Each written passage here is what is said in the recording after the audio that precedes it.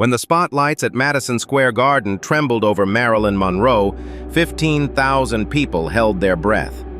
But no one knew that the woman beneath that glittering dress was looking at the president for the last time. Jackie Kennedy's seat was empty, and the three words whispered into Marilyn's ear by the security guard would change everything. Tomorrow noon. Wait. May 19th, 1962. John F. Kennedy's 45th birthday celebration. This gala, held 10 days before his official birthday, would become one of the most scandalous nights in American history. Marilyn vomited 5 times before going on stage. Her dresser Jean-Louis would later reveal that the star's hands were shaking uncontrollably. Happy birthday to you. When Marilyn's whispered voice touched the microphone, everyone in the hall felt an electric charge. President Kennedy sat in the front row, his famous smile on his face. But careful eyes could notice, his hands were gripping the armrests tightly. But the real shock came after the song ended. As Marilyn descended from the stage, Bobby Kennedy met her. The Attorney General, seemingly overshadowed by his brother, delivered words that would explode like a bomb. "Your calls won't be answered anymore. It's over for Jack, and for me." While the party continued, Marilyn was escorted out the back door. Crying in the limousine, she wrote a note in the small notebook in her purse. "Happy birthday, Mr. President, for the last time." No one would see this note until it was found among her belongings after her death. The party that ended at Peter Lawford's house was actually the beginning of many things.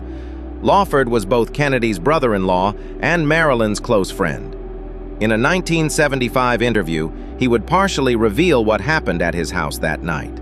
"If you love untold Hollywood mysteries, you're in the right place." Marilyn was truly in love with Jack, but for Jack it was just... He stopped, unable to finish his sentence. No matter how hard journalists pressed, he never continued. The person who entered the picture at this point would shock everyone. Jackie Kennedy wasn't at the party that night, but her empty chair had sent its message. The next day at the White House breakfast table, she turned to her husband and said simply, "It's over now, isn't it, Jack?" The president nodded. Jackie continued, "Good, because you wouldn't like the alternative." According to Secret Service records, on May 20th at noon, a black Cadillac pulled up to Marilyn's Brentwood home. The suited man who got out carried a small envelope. Marilyn's housekeeper, Eunice Murray, would say she couldn't see the man's face when she opened the door, only hearing, "For Miss Monroe, urgent." What was in the envelope? When FBI files were partially released in 2017, an interesting detail emerged. A record of sensitive material delivery to Marilyn Monroe's home on May 20th, 1962. What the material was remains redacted. Wait a minute, don't miss this detail. After receiving that envelope, Marilyn called her closest friend Patricia Newcomb. The phone conversation lasted only 3 minutes, but Newcomb would later describe it. Marilyn was crying. She said, "They think I'm the dumb blonde, Pat, but I'm not. I know everything." When I asked what she knew, she hung up. Fox Studios was about to fire Marilyn for not showing up on the set of Something's Got to Give. But Marilyn's lawyer, Mickey Rudin, made an interesting move. He sent an envelope to studio head Peter Levathis. Levathis's expression changed instantly upon opening it, and he told his secretary, "Call Miss Monroe. Tell her we'll give her everything she wants." Exactly 76 days after the Madison Square Garden night, on the morning of August 5th, 1962, Marilyn Monroe was found dead in her home. The phone was still in her hand. When telephone records were checked, her last call was to Peter Lawford at 10:30. But Lawford told police they had spoken at 7:30. You haven't heard the biggest surprise yet. Detective Jack Clemens from the Los Angeles Police Department was the first officer to arrive at the scene. In a 2012 interview, he shared this detail. Everything in Marilyn's bedroom was perfectly arranged. Too perfect. Would someone about to commit suicide make their bed? But the really strange thing was the red diary on the nightstand that later disappeared.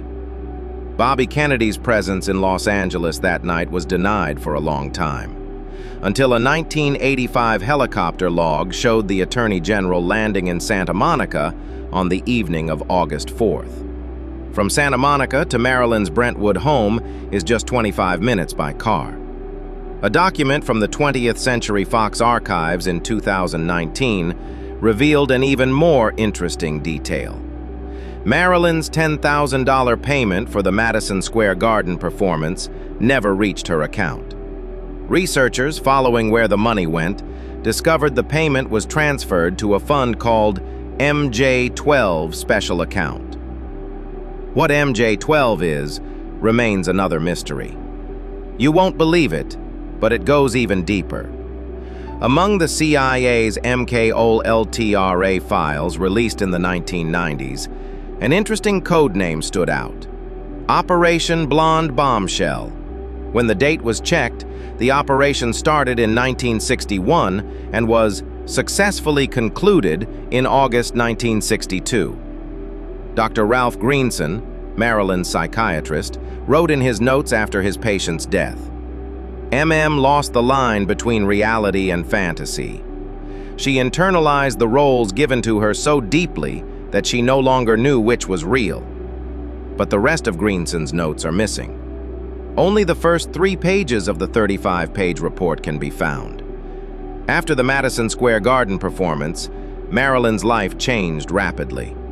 Phone records show that Marilyn, who normally made 30 to 40 calls a day, made only 5 to 6 calls in her last 2 months. Who did she call?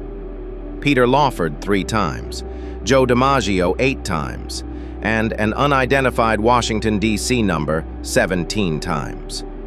What's coming now will change everything. In the Kennedy files released in 2021, there was a transcript of an audio recording. Is the situation under control? Not yet. She still wants to talk. What does she want? Just a statement. A public statement. That's not possible, you know that. Then we should consider the alternative plan. No. Find another way. The date of this conversation, August 3rd, 1962. Just 32 hours before Marilyn's death. Joe DiMaggio, Marilyn's ex-husband and perhaps the true love of her life, spoke at the funeral with a man everyone stayed away from. That man was Sam Giancana from Chicago, whom even Frank Sinatra called untouchable. The mob boss whispered just 3 words in DiMaggio's ear. "They did it, Joe." What do you think really happened that night? Let me know in the comments. When Marilyn's letters from her last months went to auction in 2001, one stood out.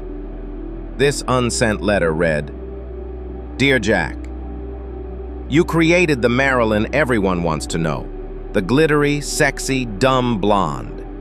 But you couldn't kill Norma Jean. She's still here and wants to talk. The information I have..." No, I'm not threatening. I just want to be real. For once, just real. Still loving you, your dumb blonde. The real bomb is coming now. 3 days before Marilyn's death, according to Western Union records, a cryptic telegram was sent from Washington to Los Angeles. "Moon project canceled. Star must fall." The recipient was Peter Lawford. On the night of August 4th, Marilyn's neighbor told police about a strange scene she witnessed. Around 11 p.m., several men came. They were all wearing black suits. They carried boxes from Marilyn's house, I think 4 or 5 boxes. Then an ambulance came, but without sirens. The official time of death was recorded as 3:30 a.m. But rigor mortis examination showed Marilyn had died at least 6 to 8 hours earlier. This meant death occurred between 7 and 9 p.m. A detail in Dr. Thomas Noguchi's autopsy report stood out.